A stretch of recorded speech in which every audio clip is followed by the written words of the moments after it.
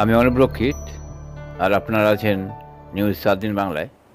আপনারা আমাকে বারবার জিজ্ঞেস করছেন বিভিন্ন মন্দির নিয়ে। আমার কোনো এ নিয়ে কিছু বলার নেই। আমি বারবার বলি, ধর্ম যার যার আপনার, উৎসব কিন্তু সবার। আমাদের এখানে 23শে জানুয়ারি আছে, 26শে জানুয়ারি এসেছে, 22শে জানুয়ারিও আমরা, এটা কিন্তু আমার দলের প্রোগ্রাম। আমি নিজে একটা র্যালি করব। আমি প্রথমে নিজে কালী মন্দিরে যাব, ওটা সবাই যাবে না। আমি মা কালীকে পুজো দিয়ে হাজরা থেকে সর্বধর্মের মানুষকে নিয়ে মিছিল করে পার্ক সার্কাস ময়দানে গিয়ে আমরা একটা মিটিং করব।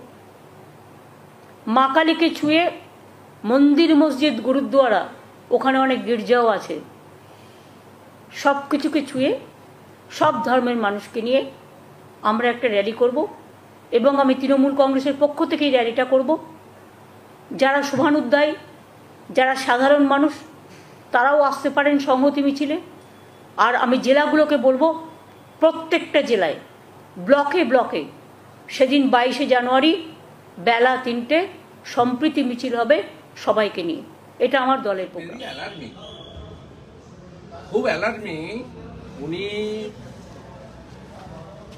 সংখ্যালঘু মুসলিম ভোট ব্যাংক ওনার কাছ থেকে সরে যাচ্ছে বলে উনি কার্যত রাজ্যে সাম্প্রদায়িক সম্প্রীতি নষ্ট করার চেষ্টা করছেন এবং কার্যত উনি উস্কানি দিচ্ছেন গোটা রাজ্যে ব্লকে ব্লকে সম্প্রীতি মিছিলের নামে, যাতে সেই দিন রামনবমীর মতো গোটা রাজ্যের কোথাও কোথাও অশান্তি এবং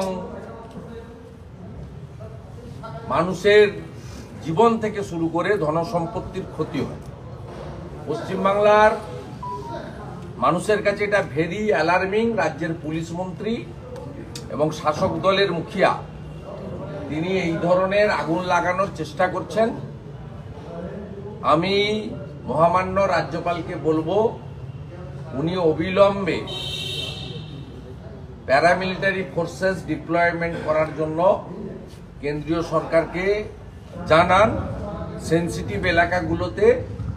এবং বিগত রামনবমী থেকে শুরু করে সিএএ কে এনআরসির তকমা দিয়ে যে সমস্ত জায়গায় রাজ্যের সম্প্রীতি নষ্ট হয়েছিল, রেল স্টেশন পুড়িয়ে দেওয়া হয়েছিল, রেলগাড়ি ভাঙা হয়েছিল, সাঁতরাগাছিতে লাইন দিয়ে 37টা বাস পুড়িয়ে দেওয়া হয়েছিল, পরবর্তীকালে নুপুর শর্মার ইস্যুতেও যা হয়েছিল, সেই সব জায়গা পশ্চিমবাংলার লোক জানে, চিহ্নিত জায়গা। ওই সব জায়গায় প্যারামিলিটারি ফোর্স ডিপ্লয়েড করা হোক, এটা আমি এই রাজ্যের বিরোধী দল নেতা হিসেবে দাবি করছি।